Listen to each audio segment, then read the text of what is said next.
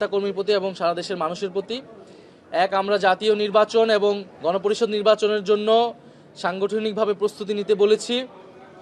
দ্বিতীয়ত, আমরা আওয়ামী লীগের কার্যক্রম, ফ্যাসিবাদী দোসর এবং দুর্নীতির বিরুদ্ধে সামাজিক প্রতিরোধ গড়ে তুলতে বলেছি এবং আমাদের যেই সাংগঠনিক বিস্তার সেটা যাতে আগামী 1 মাসের মধ্যেই ইউনিয়ন পর্যন্ত, ওয়ার্ড পর্যন্ত চলে যায় সেই জন্য আমরা দিক নির্দেশনা দিয়েছি। কিন্তু হচ্ছে জাতীয় নাগরিক পার্টি এবং গণ অভ্যুত্থানে অংশগ্রহণকারী নেতাকর্মী এবং শহীদ পরিবার, আহতরা, যোদ্ধা যারা রয়েছে তারাই কিন্তু প্রধান লক্ষ্যবস্তু।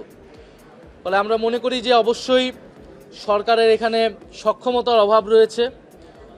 পুলিশ বাহিনীর যেই রিফরমেশন প্রয়োজন ছিল সেই রিফরমেশন হচ্ছে না এবং পুরা সরকার এবং রাষ্ট্রযন্ত্রের ভিতর থেকে আশকারা পাচ্ছে বলেই আওয়ামী লীগ এই তৎপরতা করার রাজপথে করার সুযোগ পাচ্ছে। আমরা আহ্বান জানাবো, আওয়ামী লীগের বিরুদ্ধে যখন সকল রাজনৈতিক দল, জনগণ এবং সামাজিক শক্তিগুলো ঐক্যবদ্ধ হয়েছিল, সেই ঐক্য আওয়ামী লীগের বিরুদ্ধে, ফ্যাসিবাদের বিরুদ্ধে আমাদের সবসময় প্রয়োজন।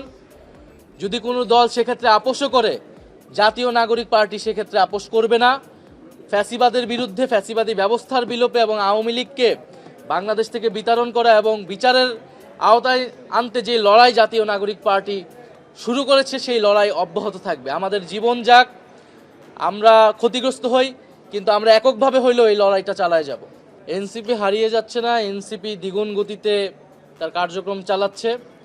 আমাদের বাংলাদেশে পদযাত্রার পরে আমাদের একটা কথা ছিল, সেই সময় জুলাই মাসের পরে আমরা আসলে প্রবাসে আমাদের সফরগুলো করব, আমরা কিন্তু সেই সফরগুলো করে যাচ্ছি।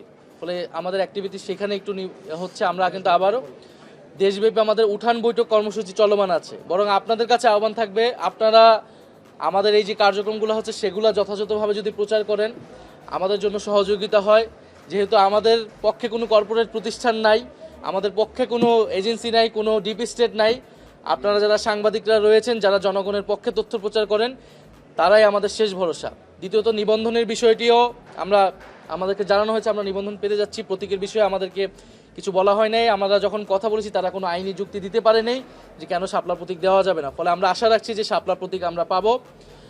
আর আরেকটা কি ছিল, এবং আমরা মনে করি গণপরিষদ নির্বাচন ছাড়া আর কোনো সমাধান এখন পর্যন্ত কিন্তু আমরা দেখতে পাই না। যে জুলাই সংস্কারের আইনি ভিত্তি, যার সাথে সবাই জুলাই সনদে যারা সবাই ঐক্যমত হয়েছে যে এটার আইনি ভিত্তি দরকার, গণপরিষদ ছাড়া আর কোনো বিকল্প কিন্তু আমরা পাইনি, যেটা সবাই গ্রহণ করতেছে। ঐক্যমত্য কমিশন একটা প্রস্তাবনা দিয়েছে শেষ মিটিংয়ে, আমরা সেটা নিয়ে বিচার বিশ্লেষণ করছি। ফলে এখন পর্যন্ত আমরা ধরে নিচ্ছি যেহেতু গণপরিষদ ছাড়া আর কোনো বিকল্প নেই, ফলে গণপরিষদ এবং আইনসভা এই দুইটা নির্বাচনই আমাদের একসাথে প্রস্তুতি নিতে